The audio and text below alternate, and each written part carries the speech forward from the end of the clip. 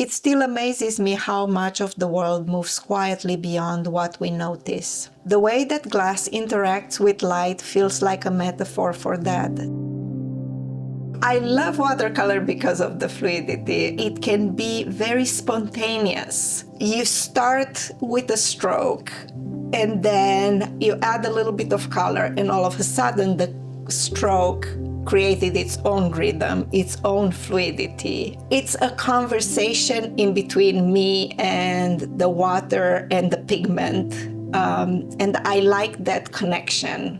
And I think that translates very well into glass, the way I use it, because I'm a glass fuser, not a glass blower.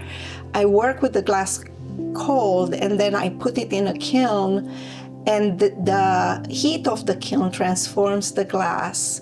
It melts it. It becomes somewhat fluid, and that is kind of like the water effect.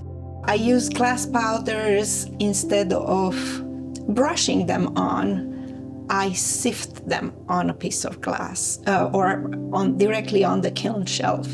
The fact that I sift them, I can create very nice transitions of colors. And that's where there's a conversation in between the piece and myself. And we need to have a few good long talks before we can evolve together. I grew up in the central region of Romania called Transylvania, which literally means the land beyond the woods. It's a region full of forests, hills, and mountains, and nature was always a part of my life. My father was a professor of physiology. He had this, I remember especially one microscope that had a big screen. He would have a drop of water with little microorganisms living in there, and you would see them pulsating and multiplicating and being alive under your eyes. And it made me think, it's like there's a whole world that we are not seeing. I guess in a way it feels magic,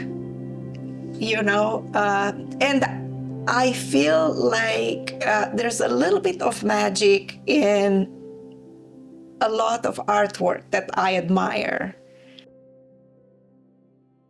Abstraction is extracting something from a reality that you perceive and presenting it to the viewer. Transparency is beautiful, I think, and you can play with a lot of three-dimensionality in glass when you use transparency, because you can create different layers, this feeling of embedded and things going behind each other. I think this is something that you can create in glass, not in many other materials. Just like us, we have many layers, and you can express that in glass. You can show that. It's just like your perception. Some things you see, some things you don't. And I think that creates meaning for me in glass. Light needs to be a subject matter with glass. It's inherent in glass. For me, it's very important how I create groupings. When the pieces come together in installations, there's this modular quality I love. It's a reflection on how relationships form in nature, individual forms connected through proximity, rhythm, and balance. I think a lot of my work is about connections, networks that are all around us, and networks that connect us all. I think of it almost as molecular music, an energy that flows through matter, connected to what seems separate. In working with glass, I try to give that invisible rhythm a visible form, something you can sense rather than simply see. I like to relinquish my control to the kiln. It's giving agency to someone beyond me, something, another force, the heat. The best teacher is doing the process yourself.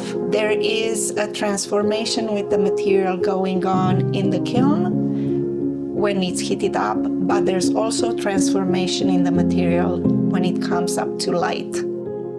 I think it's a metaphor for the impermanence in our world, basically, celebrating it and embracing it.